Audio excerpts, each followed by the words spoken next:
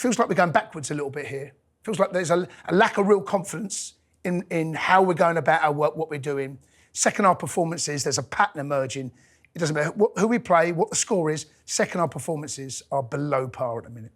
Jody, when you look at that, I say second half performance because that was where it was really bad. I don't think we laid a glove on City, but the way Chelsea set up, man for man, playing a high line, could you understand why Enzo Maresca did that?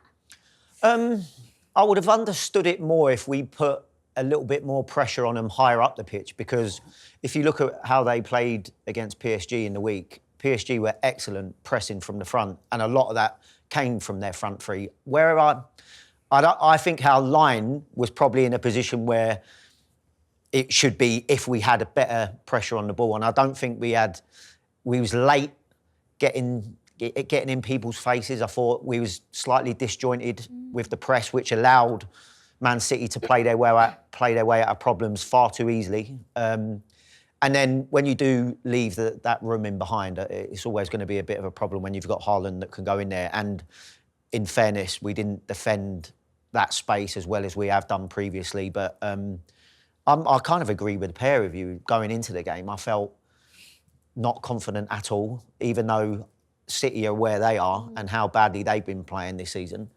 I felt we'd score, but I was always worried about how many we're going to let in. And unfortunately, that's the tale of our season so far. Yeah, defence has been the issues, and the goalkeeper, which we'll of course get onto in just a second, Jody. But you mentioned not pressing City like PSG did, and I think we all watched that game and just thought that is the perfect way to play against City because they looked so vulnerable on the transition and when they get pressed. And whose responsibility is that? Is that the strikers to lead from the front and then the wingers and then the midfielders follow? Yeah, absolutely. I mean, there's a bit of a knock-on effect I think you can get when you're pressing high up the pitch. Sometimes it can be the trigger that goes from the person closest to the ball, but sometimes it can be driven from behind as well. Now, if you look at, I think one of the City's problems this year has been the lack of legs that they've had in midfield. When you look at Silva's played in there, Gundogan, who's not the same player that has played in there. I felt that that's another area in which PSG really dominated City. Now, we didn't do that. Now, whether that's the makeup of our midfield, maybe at times, whether it was the fact that we was slow in pressing high up the pitch, which meant that we was always arriving too late. It's, like I said, I think it's a knock-on effect. But it's definitely a team problem, let's put it that way. I don't think we should point fingers at anybody. When the press is wrong, it's wrong usually for a reason, unless somebody's not doing their job, which is happening further up the pitch. But like I said, I just felt that we were disjointed throughout the game. I think on the back of, they come back from a disappointing result and performance against Paris. Even though they took the lead 2-0, PSG were the better side throughout that game. Yeah. Right? Second half, they were almost duty-bound because the scoreline to go after City even more than they did in the first half. I feel a little bit like we let them off the hook. Yeah. We've got a leg up, we've got ourselves in front. Now can you really take it to them? They played 2 debutants. Right? They've got 2 players making the debut. The 20-year-old made an absolute rick. Go after him, play high, squeeze them. Can we put the foot on the throat? I felt that we let them off the hook. There was no energy. Second half performance, a little bit going through the motions, and we let City grow in confidence in the game in front of their own crowd. You get the second goal, obviously things would have been different. I still, looking back at it, still felt we'd have probably dropped points somehow. But I'm looking at us going, did we not see what happened midweek? Did we not see how PSG set up? They would have been hurt by that. You watch Pep now. I'm looking at Pep on the back of some results.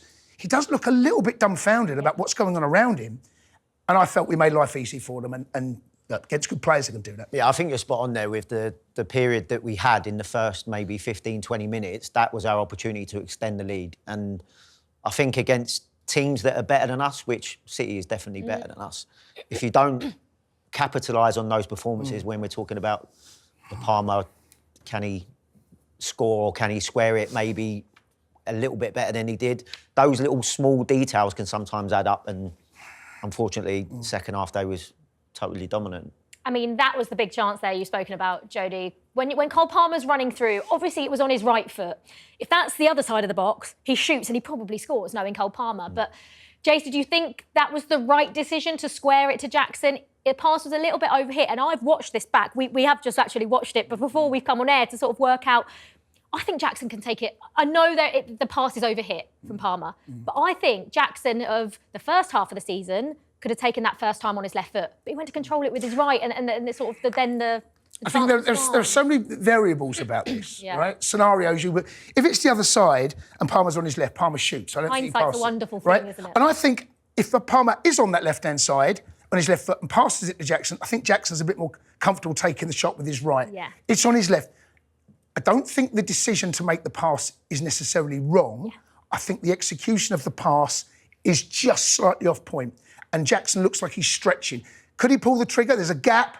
You got it on your weaker foot, and Jackson's weak foot ain't the greatest. Yeah. There's a lot of those little mini things, and this happens split second. Yeah. All of this has happened so quickly, and all of a sudden, it looks like a chance to go 2-0 up, and it's gone. All of a sudden, the ball's on the halfway line. Look, all of the above. If it's on his right and he has a shot and he misses, we're sitting there saying, why has he not squared it to Jackson? No. Yes, big chance missed that. Big chance missed. And it's not the first time, Jody, that Chelsea have been 1-0 up this season. In fact, it's happening nearly every single game I feel like I've watched. How worrying is our inability to go 2-0 up, to go 3-0 up, or to at least hold on to a 1-0 lead? Because we've just seen it far too many times this season that, you know, when you go 1-0 up, the momentum should be with you. That's when you should be at your strongest. And it feels like we're at our weakest when we go 1-0 up, which is mad to even say. Yeah, and I think that's probably a little bit of a signal of lack of experience in the team. Maybe a bit of character. I think moments when you take the lead, there's in-game management that is obviously the manager's responsibility as well. But a lot of the time when, especially in first half of football, in-game management has to come from within sometimes on the pitch. And if you lack leaders, lack people that have that in-game nous or of knowing when to slow it down, when to stay in possession of the ball, maybe take the sting out of games at times or go for the throw. I think those small little decisions that can be made at the wrong time or not being made can be pivotal to affect the scoreline. And I do think, unfortunately for us, I think we are lacking that experience and that maybe character, as well as, like I said, there's the in-game management from a tactical aspect where we just unfortunately look too open, even when we're in possession of the ball, and even from a defensive aspect, other teams know that they don't have to work too hard to get chances against us. And then until we get the second or third, maybe at times, we're still a little bit vulnerable. Yeah, that's been a feature of the season. It's been a conversation piece. You know, we spoke about it every time. Well, we spoke about a young John Terry coming in to this side. He had Zazie alongside him. Alongside him. Yeah. You know, Cole Palmer is good as he's been. Who's the players he's got around him when things aren't going so well? Levi Colwill.